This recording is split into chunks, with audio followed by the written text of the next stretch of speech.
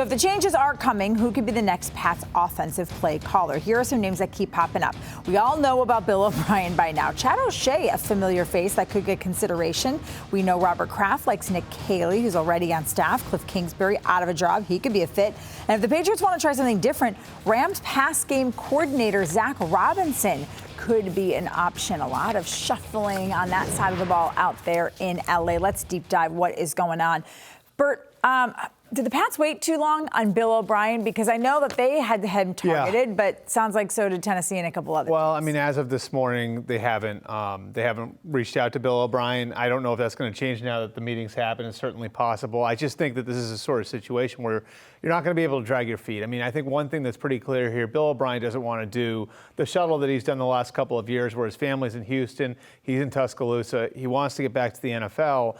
So if you're a Bill O'Brien and you look at this and you say, okay, like I'd like to be back in New England. I'd like to be coaching Mac Jones. But if I'm worried about my family and the Patriots are dragging their feet at all, and the Raiders offer me something or the Titans offer me something, well, then that's a factor, And these things, again, the Patriots aren't generally swimming in these waters, but these things can move relatively quickly. Right, especially if you are interested in someone who might be in demand because we know interviews are already being scheduled. The Browns look at Jerod Mayo as somebody who might be in demand the day after the Patriots season ends.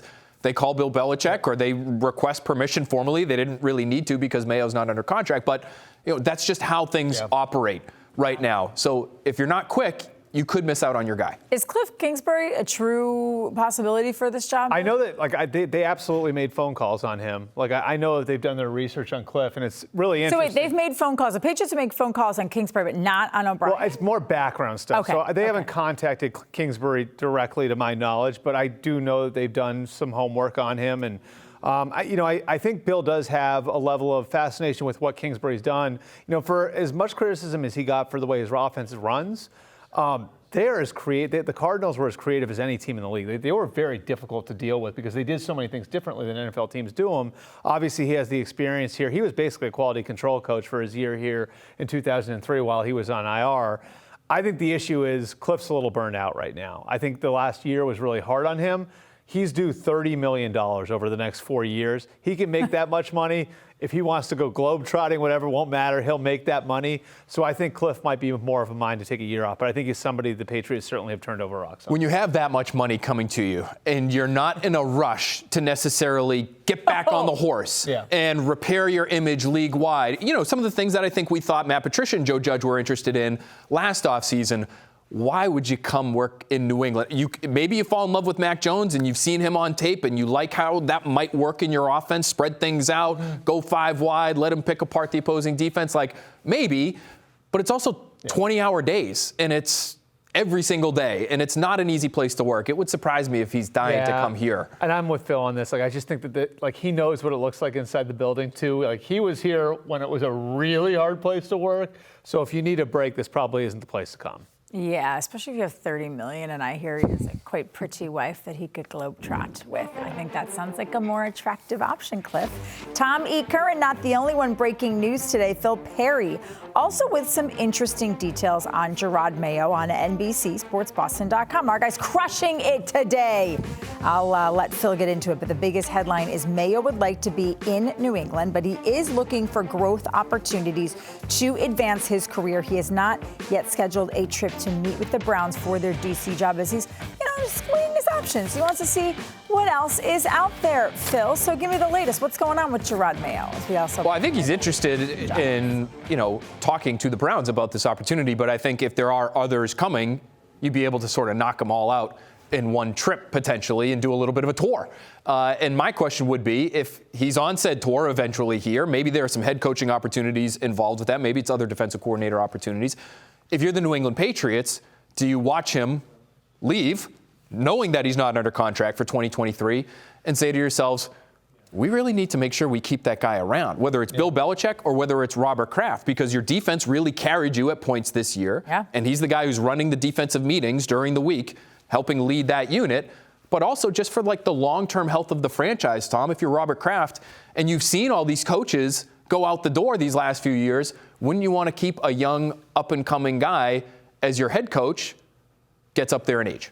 Flores, McDaniels, Mayo, all of them have differing skills, but all of them would have been suitable for that spot.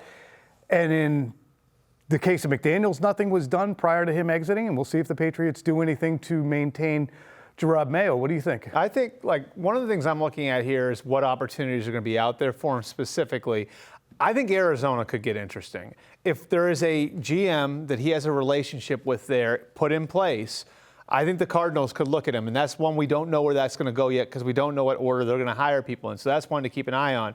Philadelphia. As a defensive coordinator or as their head coach? As their head coach. Their head coach. Philadelphia is another one where if Jonathan Gannon is Nick Casario's head coach down in Houston, well, then the Eagles just interviewed him for their head coaching job. I know they like him a lot, so that would be a natural opening for him to pursue as well. And Carolina is another one where there's a relationship between Kraft and Tepper. I think Tepper is somebody that Mayo would marry up with very well because of the finance background that the two share, like obviously at different levels of it.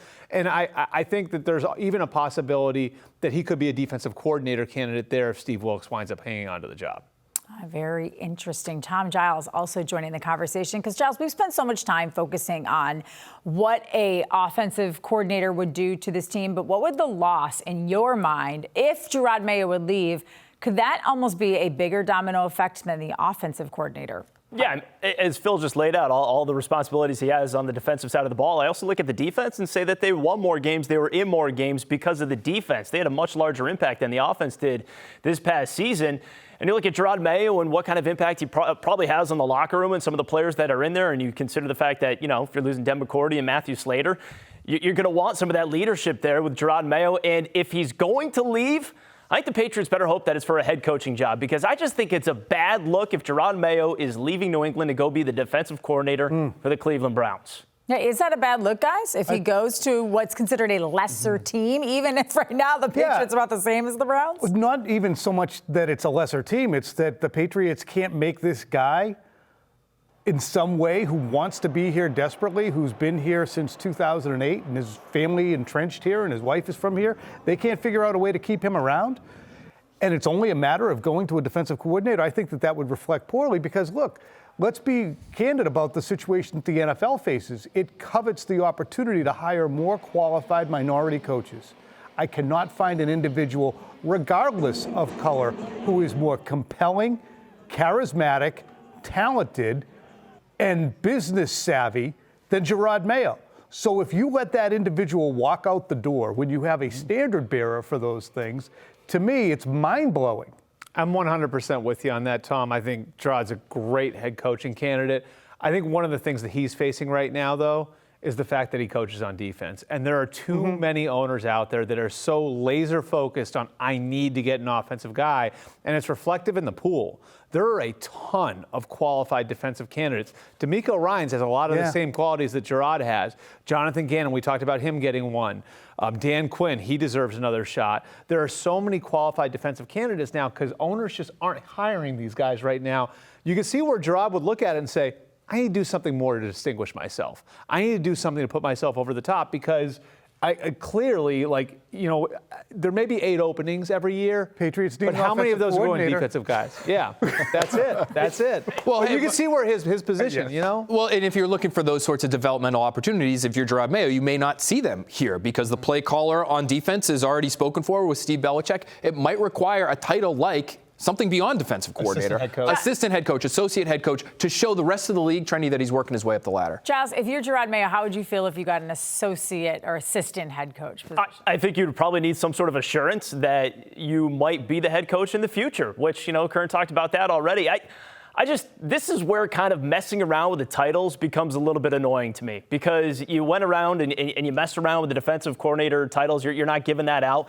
Now to name Jerod Mayo that, it's, you know, going to make Steve Belichick look bad. And so I don't think Bill wants to do that either. And it's no knock on Steve Belichick. He might be a good coach for all I know, but it's just the fact that you didn't want to do that with Jerod Mayo, and the possibility of him leaving to become a defensive coordinator, maybe have the same responsibilities he has here, it just doesn't sit well with me.